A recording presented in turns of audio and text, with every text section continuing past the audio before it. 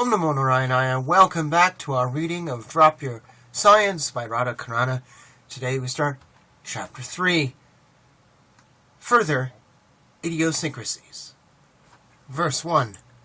The thoughts of my pure devotees dwell in me, and their lives are fully devoted to my service, and they derive great satisfaction and bliss from always entertaining one another and conversing about me. Bhagavad Gita, Chapter 10.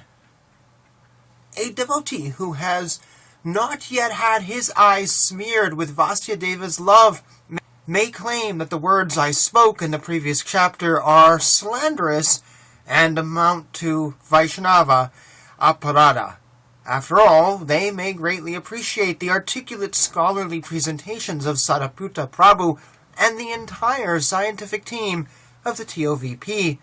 They may say, such presentations offer us a modern understanding of the ancient Vedas, one that is not stuck in a caveman mentality.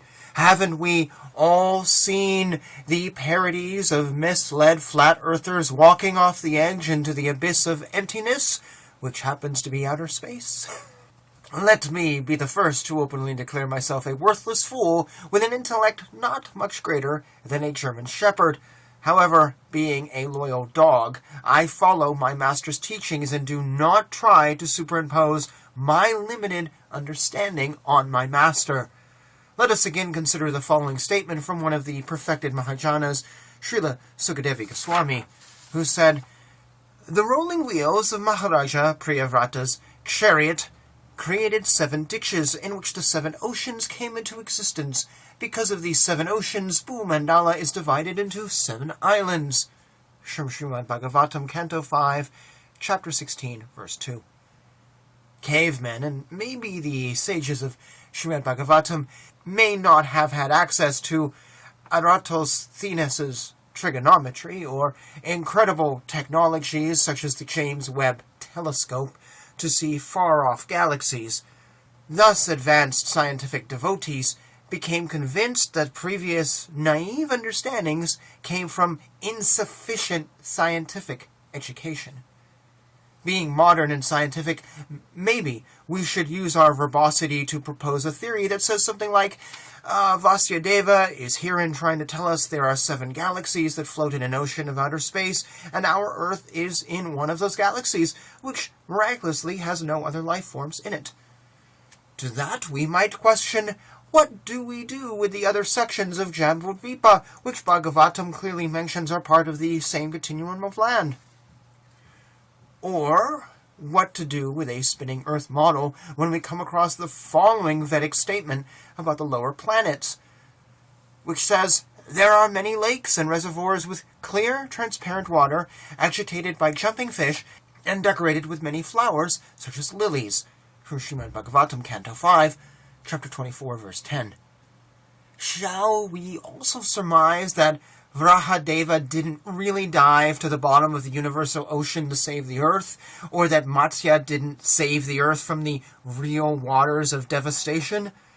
Do we thus transpose everything in Srimad Bhagavatam to fit our new interpretation, and by extension begin to make outlandish claims such as, fish obviously can't live in the sea of outer space, thus we must assume these things happened in one of the planets and one of the galaxies, but not around here, as we are in our own dimension, wherein planets other than ours are simply filled with gas or rubble, just as the ever-truthful NASA informs us.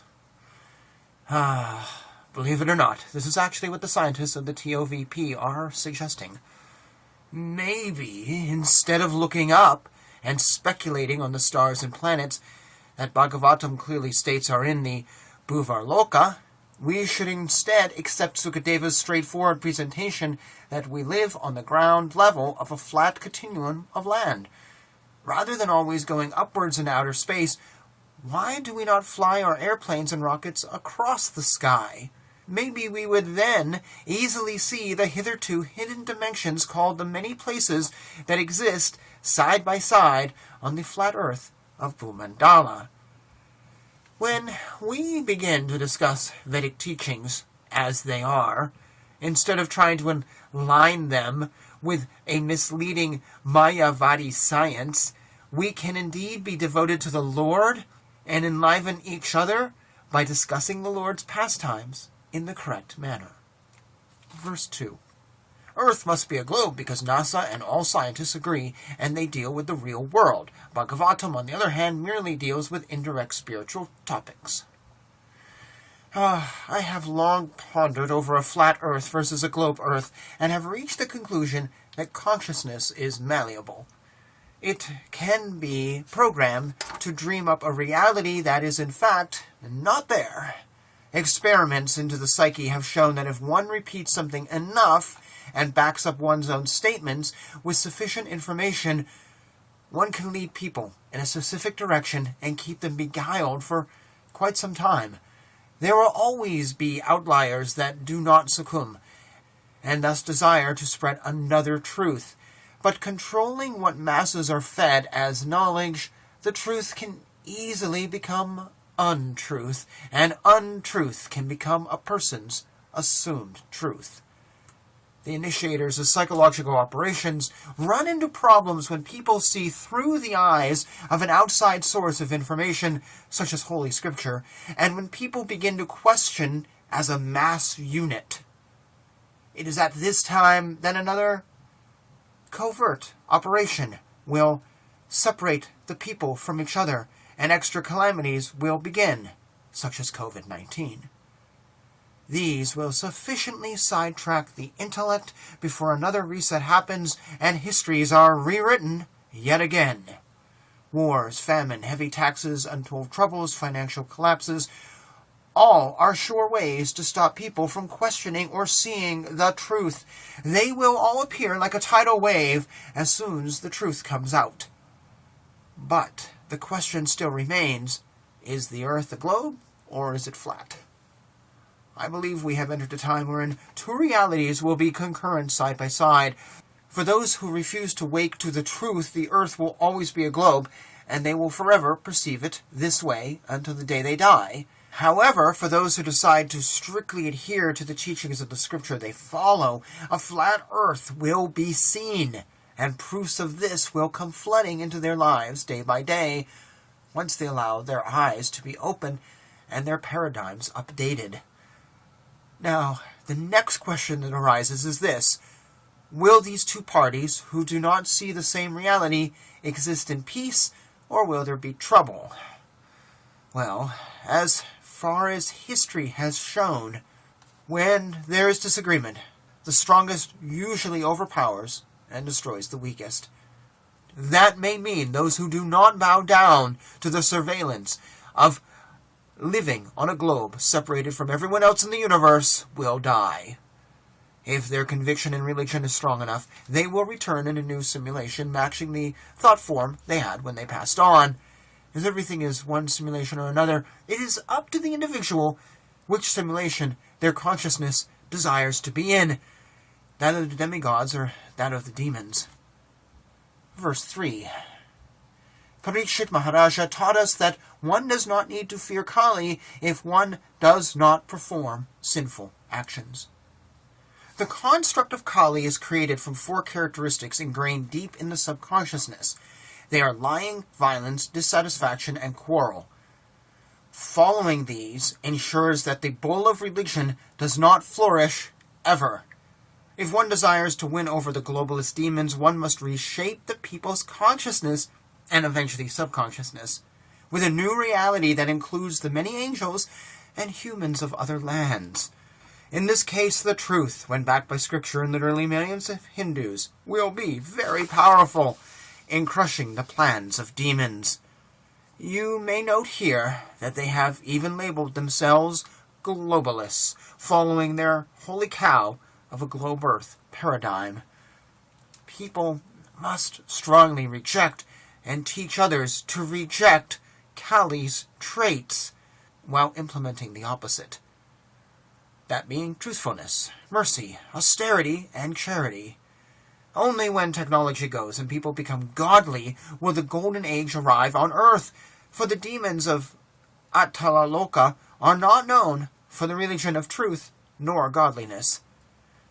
Whatever construct one operates within is where one is. And thus, if you are a devotee who follows the Mayavadi science, or who is focused on business, or a million other worldly aspects of the Kali Yuga, then your consciousness will remain in that position until you learn to accept Vasudeva's instructions in full. Consciousness makes our reality via a feedback loop of education and action. This sets beliefs and allows the universe to bring a steady flow of the same vibration. This allows people to slowly progress forward in knowledge and relation. Verse 4.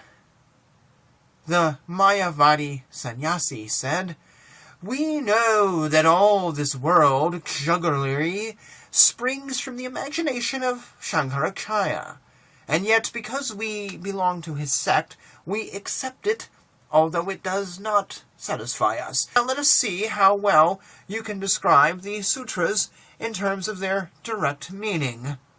From the Adi Lila 7. Criticizing a person's wrongful actions without offering the actual meaning is hypocritical. Thus Chaitanya Mahaprabhu graciously showed the following sannyasis the actual meaning of Vedanta. He explained that one's relationship with the Lord, activities to please Him, and developing love for Him are the essence of the Vedic teachings. Any teachings related to the false ego are secondary. As I have similarly pointed out the defects in Sadaputta's work, which show that his indirect explanations attempt to cover the real meanings of Vasudeva's words, I will similarly offer Vasudeva's actual meanings, thus following in the footsteps of the Mahajanas. It is not that I am a learned fellow who can challenge the mighty brain of a scientist. No, I am actually the opposite. My only qualification is to take Vasudeva's verses as they are, and allow him to present his own meaning. Herein I will repeat one of the most basic teachings of Srimad Bhagavatam that occurs again and again.